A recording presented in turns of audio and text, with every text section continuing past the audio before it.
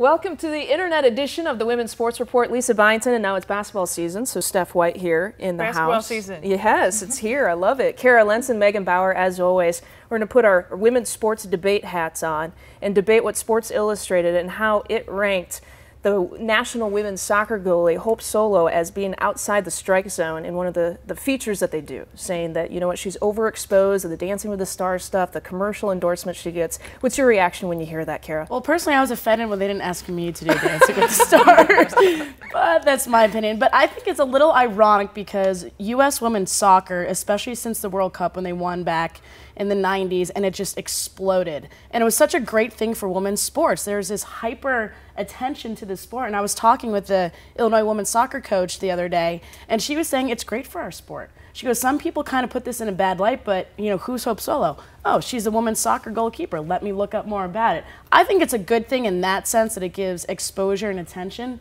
to a sport. And I just would personally love to be on the show. Well, and I think she's a great ambassador for all female athletes. I mean, she's gotten on TV and you know, maybe put in an uncomfortable situation dancing, but you know, she's handling it great, and she has such wonderful sportsmanship and just a great ambassador for all women athletes to follow.